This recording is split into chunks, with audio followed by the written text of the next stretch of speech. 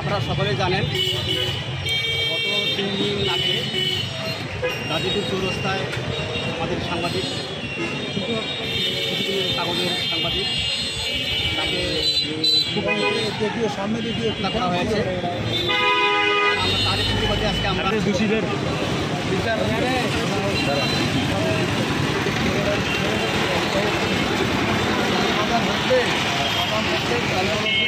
গাজীপুরে আমাদের সাংবাদিক আসাদুজ্জামান ভাইকে যারা প্রকাশ্যে হত্যা করেছে স্বাধীন রাষ্ট্রে আমরা কল্পনা করা যায় না।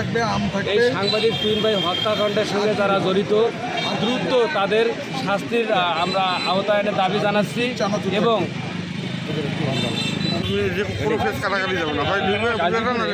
কয়েকদিন আগে গাজীপুরের সাংবাদিক তুহিন ভাইকে নির্মমভাবে যারা হত্যা করেছে তা স্বাধীন রাষ্ট্রে একটা কল্পনা করা যায় না। দ্রুত সময়ের মধ্যে হত্যাকাণ্ডের সাথে জড়িত ব্যক্তিদের গ্রেপ্তার করে দৃষ্টান্তমূলক শাস্তি দিতে হবে। একই সঙ্গে সাংবাদিকের নিরাপত্তা নিশ্চিত করতে সরকারকে কার্যকর পদক্ষেপ নিতে হবে, অন্যথায় সারা দেশের সাংবাদিক সমাজ আরও কঠিন আন্দোলন যেতে বাধ্য হবে। ভাই আমি এটা দূরের ফুটেজ নিব তো পুরো বক্তব্য যে ক্যামেরা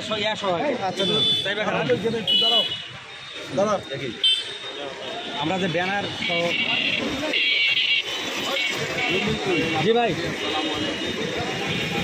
আমরা বাংলাদেশে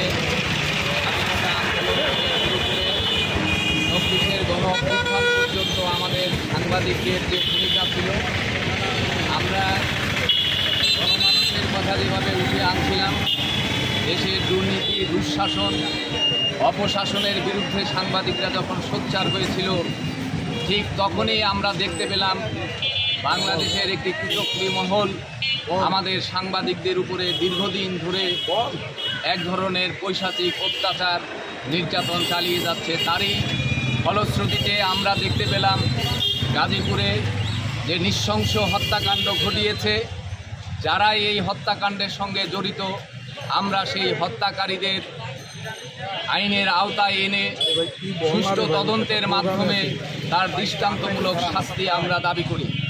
সেই সাথে শুধু এইটি নয়, সারা বাংলাদেশে যতগুলো হত্যাকাণ্ড ঘটিত হয়েছে সবগুলো হত্যাকাণ্ডের জন্য একটি আদালতের মাধ্যমে বিচারিক প্রক্রিয়ায় নিয়ে এসে প্রতিটি হত্যাকাণ্ডের জন্য বিচার দৃশ্যমান করা হয়।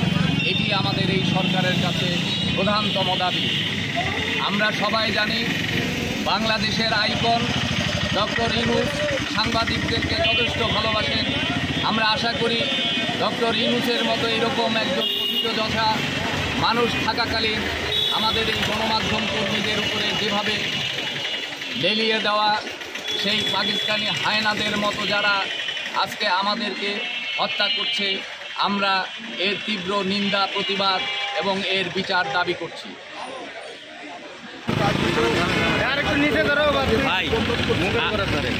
ভাই আবার আমাদের সহকর্মী আসাদুজ্জামান তুহিনকে নৃশংসভাবে হত্যা করা হয়েছে, তার প্রতিবাদে আজকের এই মানববন্ধন। আমরা তীব্র নিন্দা জানাচ্ছি এবং সরকারকে অনুরোধ করব অতি সত্বর এই যারা হত্যাকারী তাদেরকে গ্রেপ্তার করুক এবং আইনানুগ ব্যবস্থা গ্রহণ করুক। আমরা শুধু তুহিনের হত্যা নয়, আমরা সাগর রুনি সহ বাংলাদেশে 15 বছরে যে সাংবাদিকদের হত্যা হয়েছে তার যথাযথ শাস্তি দাবি করছি এবং আমাদের সাংবাদিকদের সুরক্ষা করার জন্য বর্তমান সরকারকে আমরা বিনীত অনুরোধ জানাচ্ছি। সেই সাথে আমি অনুরোধ করব যে আমাদের যে সাংবাদিক সমাজ আছে আমরা যথাযথ তথ্য তুলে ধরব এবং আমাদের আবারও বলতেছি আমাদের যেটা সাংবাদিকদের যে হত্যা প্রক্রিয়া চলছে এই 15 বছরে ব্রিটিশ সরকার যে সাংবাদিকদের হত্যা করেছে এর যথাযথ ট্রাইব্যুনাল গঠন করে যথাযথ বিচার দাবি করছি। এই বলে আমি আমার বক্তব্য শেষ করছি। ধন্যবাদ সবাইকে। আসসালামু আলাইকুম। আজকে গাজীপুরের সাংবাদিক আসাদুজ্জামান তুহিন হত্যার প্রতিবাদে আজকের এই মানববন্ধন কর্মসূচিকে স্বাগত জানাই। আমরা সাংবাদিকরা ন্যায়ের পক্ষে সবসময় কথা কথা বলি, অন্যায়ের বিরুদ্ধে আমরা সরকারের সোচ্চার থাকি, যার কারণে যুগে যুগে এই স্বাধীন দেশে আমাদের উপর হামলা হচ্ছে। আমরা সাংবাদিকদের উপর হামলা নির্যাতনকারীকে গ্রেপ্তার জানাচ্ছি। সেই সাথে আগুন হত্যাকাণ্ডের নিষেধ দাবি করছি। বাংলাদেশের মতো স্বাধীন আছে, প্রায় 100 উপর এই চার্জশিটের সময় বৃদ্ধি করা হয়েছে। আমরা এই অবস্থা আর দেখতে পাই না। আমরা সাংবাদিকরা যেখানেই নির্যাতিত হোক, হত্যাকাণ্ডের শিকার হোক, আমরা সাংবাদিকরা একতাবদ্ধ থেকে এই সরকারের কাছে এই বিচার দাবি জানাচ্ছি এবং এই হত্যাকাণ্ডের তীব্র নিন্দা জানাচ্ছি।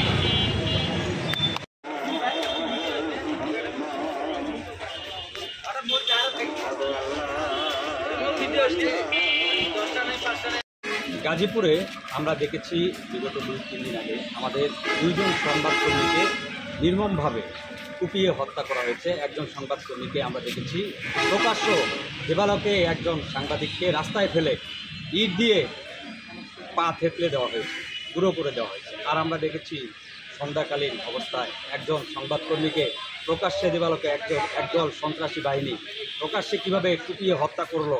পাশেই ছিলেন পুলিশের একটি বাহিনী, কিন্তু তারা চাইলেই কিন্তু পারতেন যে এই হত্যাকাণ্ডটা বন্ধ করার, তারা চাইলেই পারতেন। কিন্তু আমরা সেখানে কি দেখেছি যে আমরা পাশেই দাঁড়ানো পুলিশ, অথচ একজন সংবাদকর্মীকে এভাবে কুপিয়ে হত্যা করা হলো, একজন সংবাদকর্মীকে এভাবে রাস্তায় ফেলে বেধড়ক পেটানো হলো। এর দায় কোনোভাবেই এই পুলিশ এড়াতে পারে না। আমরা এই ঘটনার সুষ্ঠু তদন্ত এবং ঘটনার দোষীদের দ্রুত আইনের আওতায় এনে দৃষ্টান্তমূলক শাস্তির দাবি জানাচ্ছি।